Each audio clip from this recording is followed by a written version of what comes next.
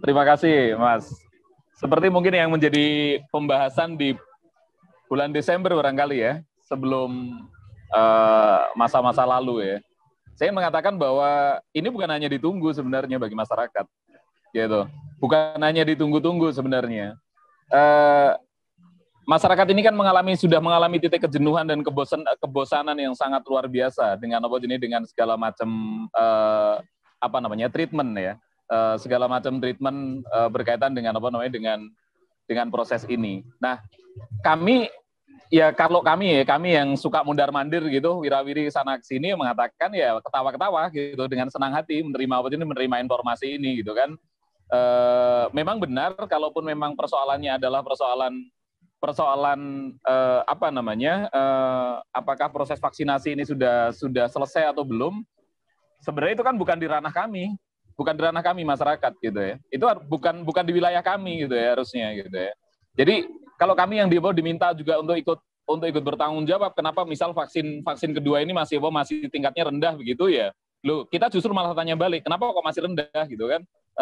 Sementara harusnya itu sudah, bukankah kalau kita mengikuti aturan proses misal ya dari pelaksanaan vaksin itu harus 2 kali itu jedanya antara 1 sampai 3 bulan misal begitu, kan harusnya udah selesai juga dari kemarin harusnya. Tapi kenapa kok masih banyak daerah atau masih banyak tempat yang tingkat vaksinasinya yang kedua itu masih kisaran 50% ke bawah gitu yang kedua. Kalau di tempat kami kebetulan memang sudah di atas 50% ya yang kedua. Kalau yang pertama memang sudah mencapai di angka lebih dari 70% gitu ya dari proses hampir mendekati 80% kemarin kalau berdasarkan informasi. Nah, kalau pertanyaannya dicabutnya PCR dan swab ini untuk alasan perjalanan, saya mungkin agak tidak enak untuk menjawab gitu ya. Tapi karena saya bukan pengguna pesawat, ya saya bukan pengguna pesawat, saya adalah pengguna moda transportasi umum biasa berupa bus. Saya tahu bus dari zaman kapan tahu sampai hari ini itu tidak ada yang namanya swab dan proses tes ini. Jadi ini kan ambigu juga gitu loh. Kalaupun dia dibilangin, sekarang transportasi moda darat dia dibebaskan. Kan sebenarnya yang kemarin pakai cuma kereta api saja. Dan kita akhirnya menyadari seperti ini, bahwa pengguna kereta api dan pesawat itu adalah bukan mereka yang berada di kelas bawah seperti kami. Tapi kelas menengah ke atas, rata-rata yang menggunakan adalah menengah ke atas.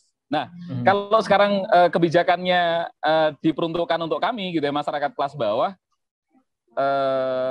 ya saya rasa saya ingin mengatakan dari kami, saya kemarin mondar-mandir misal antar daerah ya biasa aja gitu, tidak ada proses swab yang dilakukan itu satu. Yang kedua, kalau nanti salah silakan dicek saja.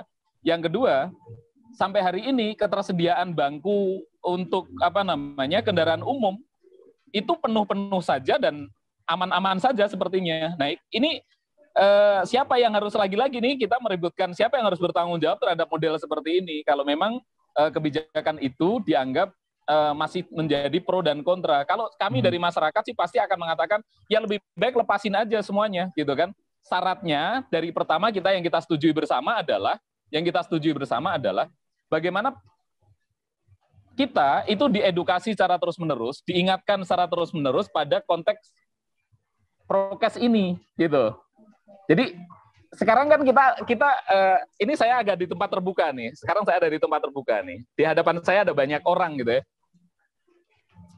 5 dari 10 orang yang ada di hadapan saya juga sudah tidak menggunakan masker. Artinya mereka memang sudah turun tingkat tingkat kepatuhan terhadap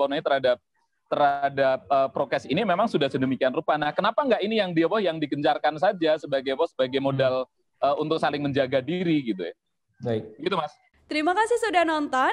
Jangan lupa like, subscribe, dan share ya.